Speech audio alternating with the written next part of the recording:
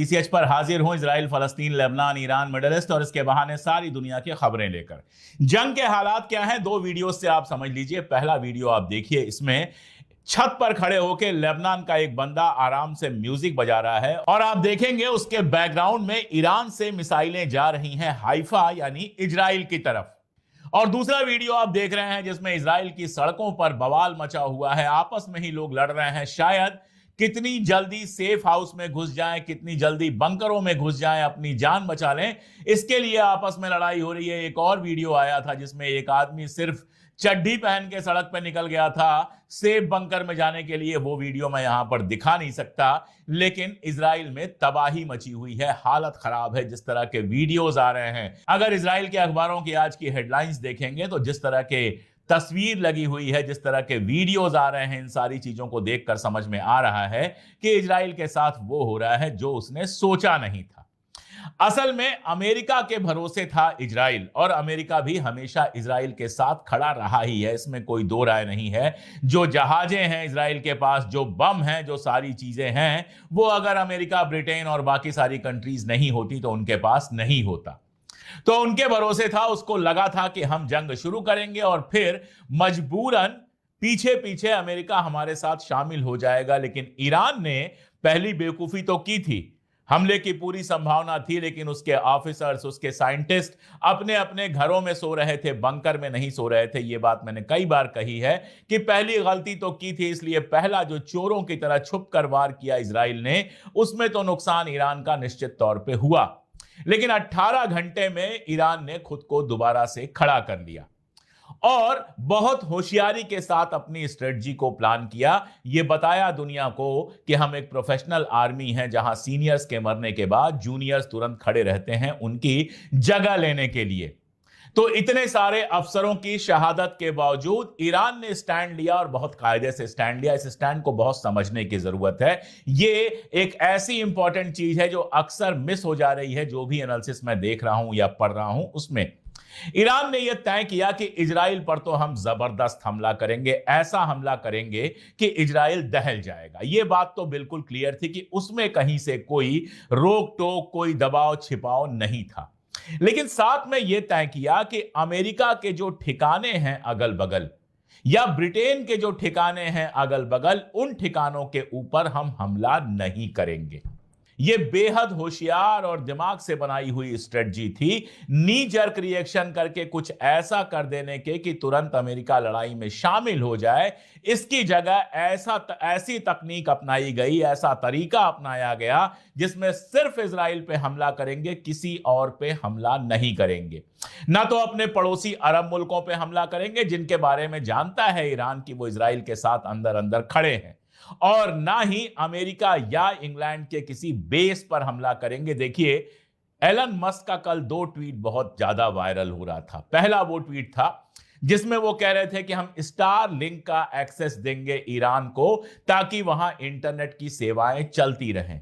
जो लोग भी इंटरनेशनल पॉलिटिक्स समझते हैं और खास तौर पर अमेरिका और यूरोप की पॉलिटिक्स समझते हैं, उनके तुरंत समझ में आ गया था ये क्या है। हालांकि ऐसे ही बहते हुए पानी में हाथ धोने वालों ने खड़े होकर कहना शुरू कर दिया कि अरे एलन मस्क तो ईरान के साथ आ गया। हालांकि जो अमेरिका और यूरोप की पॉलिटिक्स को कायदे से समझता है, उनके खेलों को समझता है, उसके समझ में तुरंत आ जाना चाहिए था कि ईरान के ऊपर स्टार लिंक आ जाए। अगर स्टार लिंक ईरान को सुविधा देने लगे इंटरनेट की, इसका मतलब स्टार लिंक से आराम से ईरान की जासूसी हो सकती है और ईरान की इंफॉर्मेशन इजराइल को पहुंचाई जा सकती है। ऐसे ही एलन मस्क ने कल एक और ट्वीट किया और फिर उसको डिलीट कर दिया। उसमें क्या दिखाया? उसमें दिखाया कि ईरान के आसपास अमेरिका के कितने सारे अड्डे हैं। लोगों को लगा अरे ये तो ईरान के साथ खड़ा हो गया, लेकिन असल में यह प्रोवोकेशन था ईरान के लिए कि इन अड्डों पर हमला करो, और इन अड्डों पर हमला करने का मतलब होता कि अमेरिका इस जंग में शामिल हो जाता। अब आप इसको जोड़िए, कल मस्क का वो ट्वीट, सारी बातें, और उसके बाद ट्रुथ सोशल पर ट्रंप का बयान, जो इजराइल के अखबारों में भी बहुत लीड में छपा है, अल अरबिया में भी छपा है। ट्रंप क्या कहता है? ट्रंप कहता है कि अगर ईरान ने हमारे ऊपर हमला किया तो हम ये करेंगे, वो करेंगे, ये करेंगे। इस बयान को भी बहुत कायदे से समझना चाहिए, इस पर चीखने चिल्लाने की जगह इसका मानी समझना चाहिए। ट्रंप क्या कह रहा है? ट्रंप कह रहा है भैया, हमारे इलाकों पर, हमारे अड्डों पर कोई हमला मत करना। हम तुम्हारे ऊपर फिलहाल हमला नहीं करेंगे, हो सकता है लंबे वक्त में भी हमला ना करें। क्यों ये कह रहा है वो? क्योंकि कल बराक डेविड की अगर आप अपडेट्स देखिए, एक्जियोस पे देखिए या वाला पे देखिए, ये जो जहां पर वो लिखता है, जो अखबार है मिडिल ईस्ट के, तो उसमें दो चीजें बहुत क्लियर दिखाई देती हैं। पहली ये कि इजराइल ने जंग के दूसरे दिन जो पूरी दुनिया में अपनी इमेज बनाया है, हिंदुस्तान में भी जो भक्त हैं खास तौर पे, उनको लगता है अरे इजराइल तो वर्ल्ड पावर है, सुपर पावर है, जो चाहेगा वो कर लेगा, तो इजराइल के पीछे पीछे लग लो।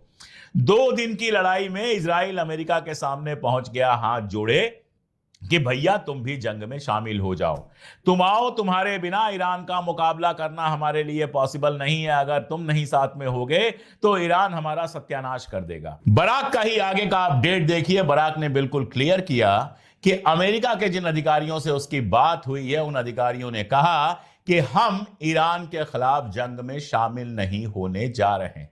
यहां तक कि मागा make America great again campaign में जो लोग ट्रंप के साथ थे, उनका भी बड़ा हिस्सा ऐसा है जो ये कह रहा है कि इस जंग में हमको नहीं जाना चाहिए। क्यों कह रहा है इसको समझिए। हालांकि बहुत सारे सीनेटर्स ऐसे हैं अमेरिका में, आप जानते हैं, जो अमेरिकन कम है, इजरायली ज्यादा हैं, तो वी स्टैंड विद इजराइल कर रहे हैं वो। लेकिन अमेरिका इस जंग में क्यों नहीं जाना चाहता है, या फिर क्यों ऐसा हो सकता है कि इजराइल को अमेरिका उसके हाल पर छोड़ दे, इसको एक एग्जाम्पल से समझिए जो अभी ज्यादा पुराना नहीं है। आपको याद है, हूथी के साथ अमेरिका गया था लड़ने के लिए, इजराइल को बचाने के लिए। ट्रंप ने अमेरिकन आर्मी लगा दी थी हूथी के साथ लड़ने के लिए। फिर क्या हुआ? हफ्ते भर के अंदर पेंटागन में यह बहस मच गई कि हमारे मिलियंस डॉलर बर्बाद हो रहे हैं, लेकिन हासिल कुछ नहीं हो रहा। और उसके बाद ट्रंप ने क्या किया?